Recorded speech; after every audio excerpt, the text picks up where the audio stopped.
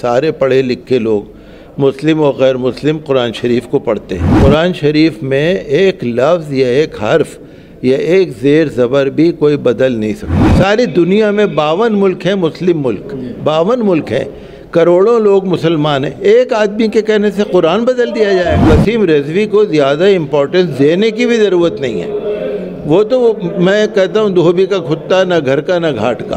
وسیم رضوی کو چپ کر دینا کوئی مشکل کام نہیں ہے، یہ تو شیعہ میں بھی نہیں ہے، مسلم میں بھی نہیں ہے، سنی میں بھی نہیں ہے، یہ تو بیچارہ راندے درگاہ ہوا ہے اور اس پہ بہت سارے کیس لگے ہوئے ہیں۔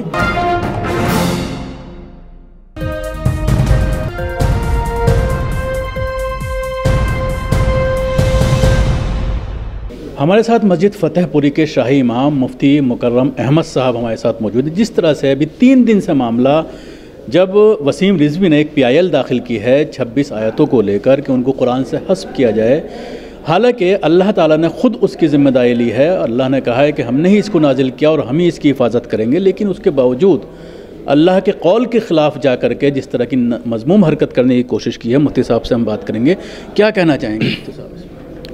دیکھیے، قرآن شریف صرف مسلمان نہیں پڑھتے، سارے ورلڈ میں موجود ہے، ساری دنیا میں موجود ہے، سارے پڑھے لکھے لوگ مسلم و غیر مسلم قرآن شریف کو پڑھتے ہیں، اور بہت زیادہ قرآن شریف چھپتا ہے، بہت زیادہ سب جگہ جاتا ہے، سب پڑھتے ہیں اس کو۔ انسائیکلوپیڈیا آف اسلام موجود ہے، اور قرآن شریف کا ادھین اور قرآن شریف کی جو علم ہے، جو اس کی چھان بین ہے، تحقیق ہے، مسلمانوں نے بھی کی ہے، اور آپ نے سنا ہوگا کہ مستشرقین بھی ایک گروپ تھا، انہوں نے بھی کی ہے، اور بھارت کے اندر بھی اس طرح کے کچھ لوگ ہیں جو اعتراض کرنا چاہتے ہیں، لیکن اس کے اندر کوئی سچائی نہیں ہے۔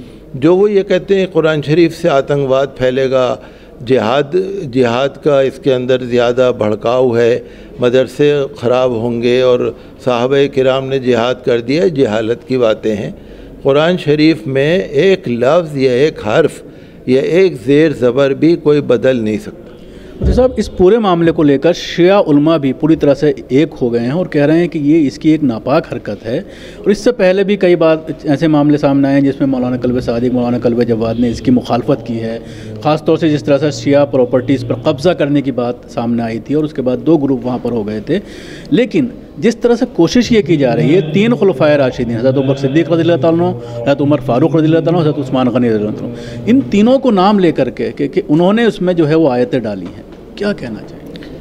میں تو یہ کہتا ہوں کہ چلیے کسی نے ڈالی یا نہیں ڈالی، حضرت علی تو وہاں تھے، حضرت امام حسن تھے، حضرت امام حسین تھے، لاکھوں صحابہ کرام تھے، حضرت علی کے ساتھ بہت سارے لوگ تھے۔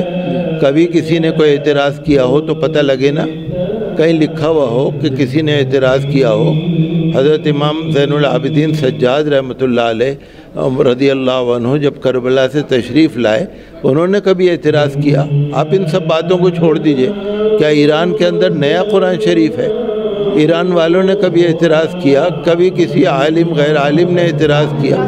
یہ جہالت کی باتیں ہیں، اس کے اندر کوئی سچائی نہیں ہے۔ کیا سیاسی فائدہ اٹھانے کے لیے ساری چیزیں کی جا رہی ہیں، جس طرح سے کیسز چل رہے ہیں کرپشن کے، ان کے اوپر سیاسی فائدہ اٹھانے کے لیے کوشش ہے، لیکن وہ ہوگا نہیں، اس کو تو رسوائی اٹھانی پڑے گی، کوئی ساتھ نہیں دے گا۔